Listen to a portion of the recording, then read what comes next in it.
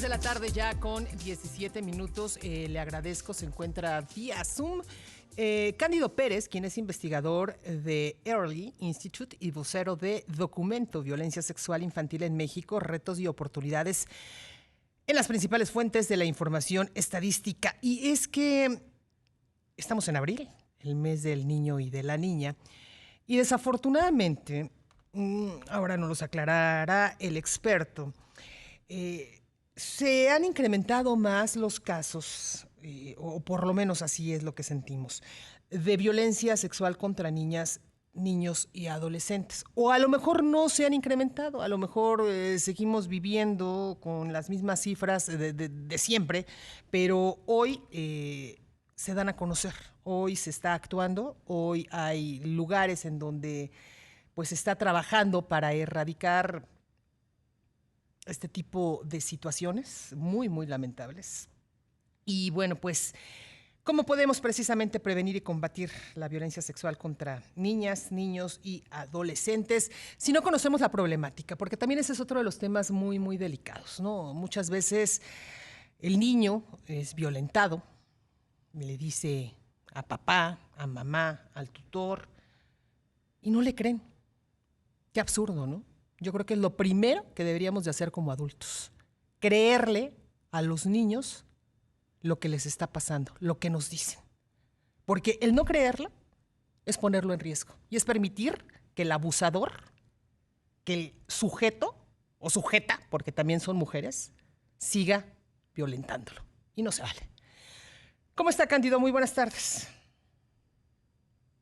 Sí, un gusto estar en este espacio.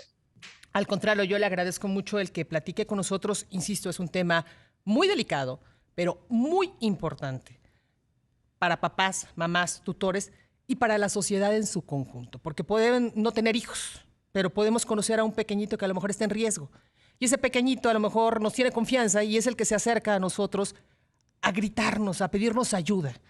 ¿Cómo hacerlo? ¿Cómo identificar cuando un niño es violentado, cuando un niño está sufriendo una experiencia tan traumática como puede ser el abuso sexual de un adulto sin escrúpulos y podría decir muchas cosas más, pero bueno, no se puede aquí.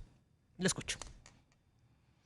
Sí, mira, Wendy, lo primero que me gustaría comentar es que, bueno, el motivo por el que damos a conocer es este documento que se titula Violencia Sexual Infantil en México, retos y oportunidades en las principales fuentes de información estadística. Es una iniciativa de Early Institute y el Centro de Excelencia, que es un órgano de la Oficina para las Drogas y el Delito de Naciones Unidas y el INEGI.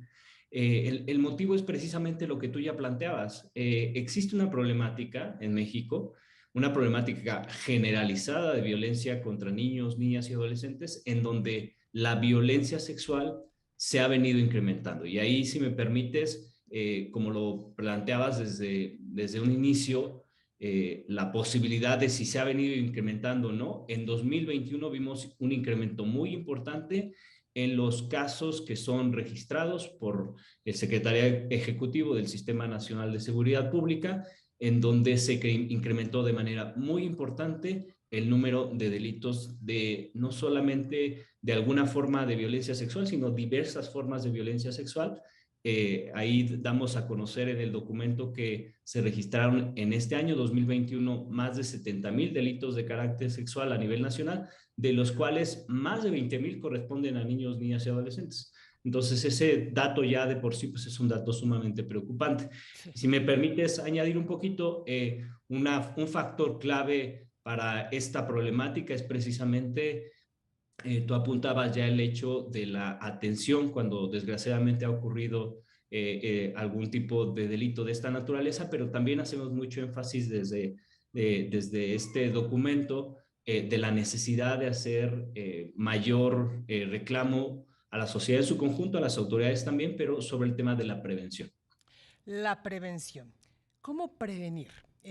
Yo sé que también, bueno, parte de la prevención o el trabajo de la prevención está en la educación y esa educación pues inicia también en casa con los pequeñitos a enseñarles y a mostrarles que no es normal, ¿no? Que un adulto, ¿no? Trate de tocarlo, ¿no? Que un adulto lo trate de una forma totalmente distinta o muestre un sentimiento de cariño, lo pongo entre comillas, distinto al que pudiera tener a lo mejor papá o mamá. ¿Eso también es lo que se tiene que trabajar?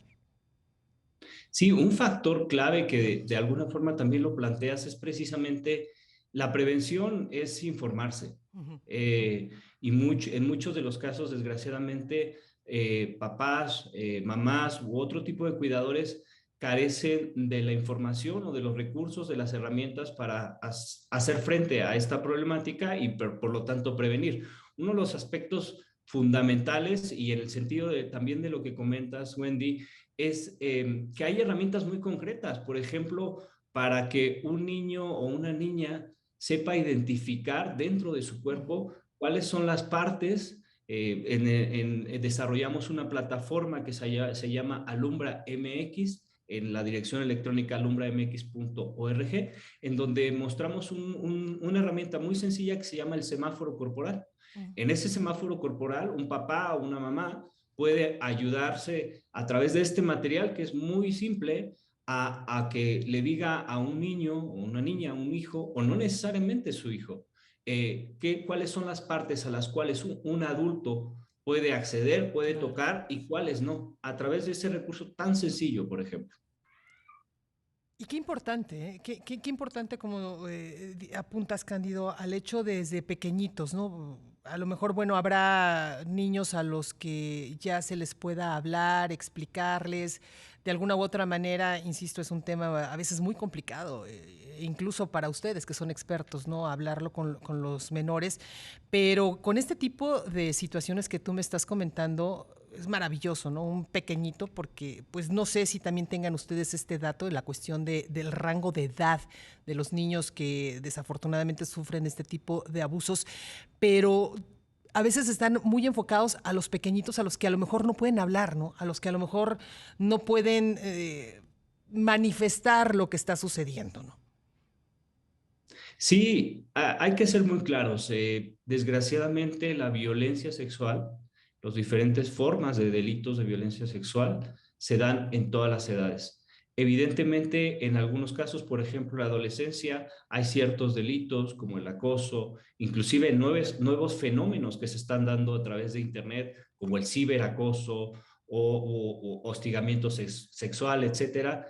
Son muy claros en ciertas edades, pero también es muy importante que precisamente desde muy pequeños podamos hacer una labor de prevención. En los casos, por ejemplo, de niños muy pequeños, lo más adecuado es que tengan una instrucción adecuada sobre su propio cuerpo, sobre su sexualidad, lo que se dice muchas veces, por ejemplo, de llamar las partes cada una por su nombre. Ujú. Son cuestiones esenciales para que en la medida en la que vayan avanzando niñas y niños, pues tengan más recursos disponibles porque van abriendo las posibilidades de que, o la exposición a diferentes tipos de riesgos. Una de las cuestiones más importantes que nosotros hemos hecho desde este proyecto que se llama Alumbra es hacer énfasis en que a veces las prohibiciones no son lo único que se puede hacer. Muchas veces es más bien el acompañamiento de papás y mamás para que sean los niños, inclusive el acompañamiento para dotar de habilidades y capacidades para que sean los niños también protectores de sí mismos. Y tú tocabas un punto muy importante, Cándido, de las autoridades, ¿no? La sensibilización que se requiere también por parte de las autoridades, porque muchas veces, no estoy diciendo que todos, porque ya de alguna u otra manera sí se está trabajando en ello, llegas con el Ministerio Público, llegas con la autoridad correspondiente a presentar la denuncia, a hacer el relato de lo que le pasó al menor. Una, a veces ni te creen. Dos, se ponen a interrogar al niño como si el niño fuera el culpable o la niña de lo que le sucedió. O sea, no existe esa sensibilización por parte de las autoridades. Entonces, si hablamos de un tema de educación, las autoridades también necesitan ser educadas en este tema. Sí, sin lugar a dudas, y qué bueno también que lo comentas, porque la prevención y la atención de la violencia sexual se da en diferentes niveles y es claro que las autoridades tienen todavía muchísimo por hacer. En este informe damos a conocer, por ejemplo, que a nivel estadístico, que es la parte central del documento, desgraciadamente desconocemos la dimensión general o la dimensión de la problemática en toda su complejidad. Lo que tenemos son diferentes fuentes de información, como el propio secretario ejecutivo, que precisamente registra las denuncias que se llega, pero por ejemplo también sabemos que casi el 95% de los delitos sexuales no son denunciados, es decir, lo que conocemos respecto a la autoridad que registra este tipo de delitos, pues solamente es por los que llegaron a hacer una denuncia y se abrió una carpeta de investigación. También hay otras autoridades u otras instituciones como el propio INEGI que desarrollan o generan datos al respecto.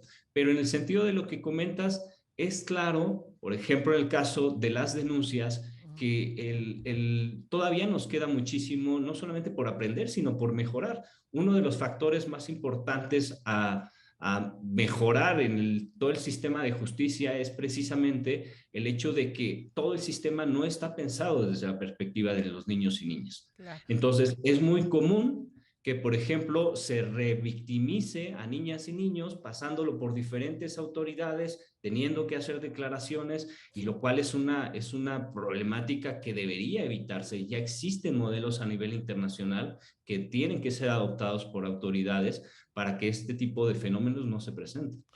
Cándido, se me acabó el tiempo, desafortunadamente es un tema que da mucho y podríamos hablar horas y horas sobre él. Desafortunadamente, insisto, el término ya se acabó.